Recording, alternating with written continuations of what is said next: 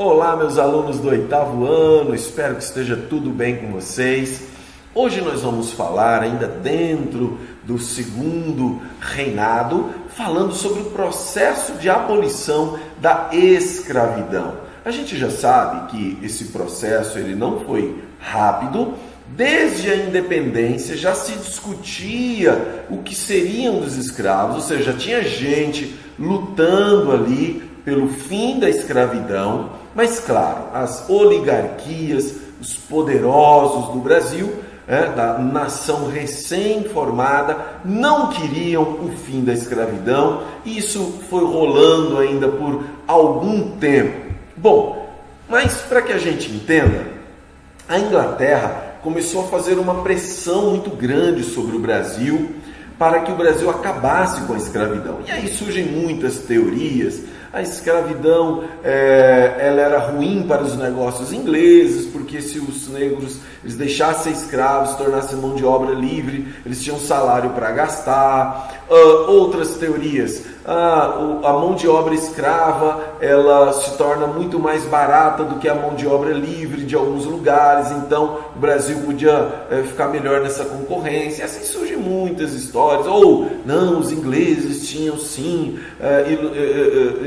influenciados pelos ideais humanistas, achavam que os seres humanos não podiam estar em tal condição. Bom, não importa. O que importa é que os ingleses começaram a pressionar o Brasil em 1831, ou seja, 9 anos depois da independência do Brasil.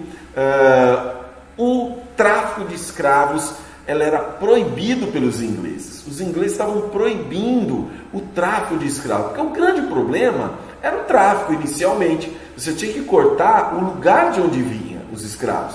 Então, em 1831, os ingleses, na verdade não é uma lei ainda, a lei efetivamente vai ser em 1845, mas era uma lei que era uma espécie de compromisso, que o Brasil assumia então de não traficar mais escravos. Mas claro, gente, Brasilzão maravilhoso. Só entre 1831 e 1845, cerca de 470 mil. 470 mil. Sabe o que significa isso, gente? Mais da metade da população de São José dos Campos chegaram ao Brasil via navio, vindo de outros lugares. Mas aí, em 1845, a Inglaterra cansa do Brasil e diz: ó, galera, Lei Bill Aberdeen em vocês. Lei Bill Aberdeen era a lei que proibia o tráfico de escravos e ainda dizia o seguinte: dá direito à Inglaterra de confiscar navios que porventura estivessem transportando escravos aí pelo Atlântico. Então, olha só, aí o Brasil falou: ih, sujou, agora pesou, Aí isso ainda demora um pouco. 5 anos depois, em 1850, o Brasil, tentando evitar um problema, até uma possível guerra contra a Inglaterra, edita a lei Eusébio de Queiroz. Está a foto do Instagram do Eusébio de Queiroz aí, de 1850, quando essa lei então proíbe de vez o tráfico negreiro. Acabou. Não entra mais escravo no Brasil vindo da África. Só que isso não acabava com a escravidão. Isso permitia que continuasse o comércio interno de escravo. Não podia entrar escravo no Brasil mais, mas dentro do Brasil podia comercializar os escravos. O problema é que isso trouxe uma inflação muito grande. O preço do escravo subiu bastante, Ficou muito caro ter escravo, muito complicado. E aí começou a pressão interna para acabar com a escravidão, chamado movimento abolicionista. E aí, olha só, em 1850 foi a lei. Somente 20 anos depois, de 1870, quando já inicia o movimento também republicano, criação do Partido Republicano aqui na região centro-oeste do Brasil, no oeste paulista, por causa do café e tudo mais. Em Itu é criado o PRP, Partido Republicano Paulista. Então, o movimento republicano, com os cafeeiros, os produtores de café, que já tinham mão de obra livre, começa então a haver uma pressão junto com o movimento negro, começa a haver uma grande pressão para acabar com a escravidão no Brasil. Mas aí duas leis importantes são aprovadas. Em 1871, a lei do ventre livre, lembra lá, 1850 foi a lei Eusébio de Queiroz, 21 anos depois a lei do ventre livre, que determinava que todo filho de escravo nascido após 1871 seria considerado livre, ou seja, quando a criança fizesse 8 anos, alguns dizem 7, mas entre 7 e 8 anos, aquela criança estava livre para ir embora, né? Pagava uma indenização, a família pagava a indenização, a criança estava livre. Livre para ir para onde? Pelo amor de Deus, se os pais eram escravos. Complicado.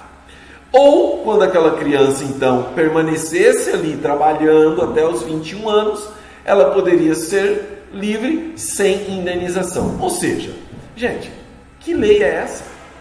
A criança está livre aos 8 anos? Pagando, como que se ia pagar aquela indenização? Quem ia pagar essa indenização? Ah, não, então trabalha até os 21 anos. Quer dizer, na verdade ele está pagando pela liberdade dele. De qualquer jeito, lei fake.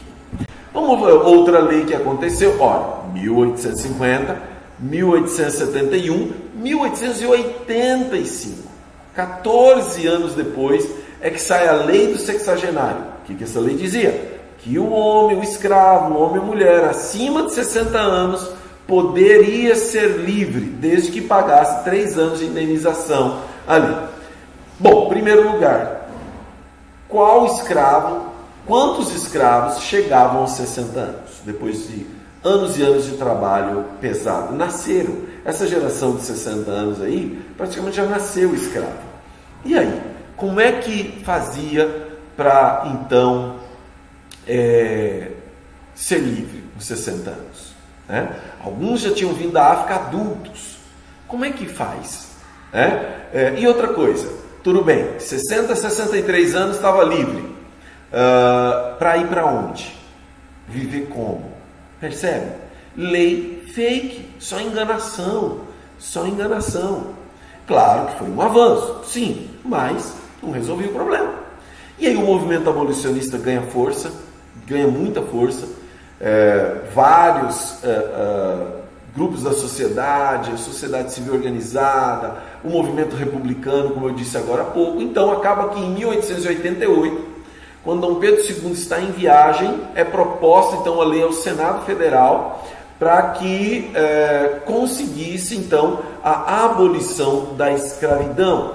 E aí, nesse contexto, né, João Alfredo, político do Partido Conservador, ele coloca a lei e no dia 13 de maio de 1888, essa lei foi levada para a princesa Isabel, que era a princesa regente do Brasil, era a nossa princesa aqui. A princesa estava governando, ela então muito pressionada, acaba, alguns dizem que não, que era uma coisa que ela já queria há muito tempo.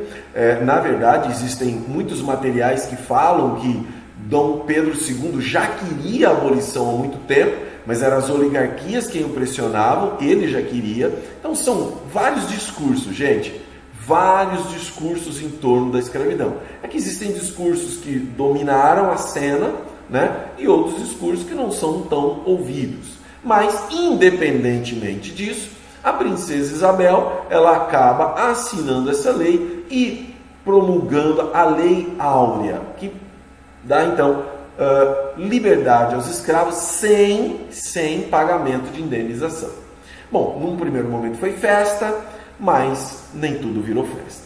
Por quê? Para onde foram os escravos? O que eles fariam agora? Para onde iriam? Bom, isso é assunto para outra aula. Vamos aí continuar os nossos estudos. Tá bom, pessoal? Tchau, tchau. Bons estudos para vocês.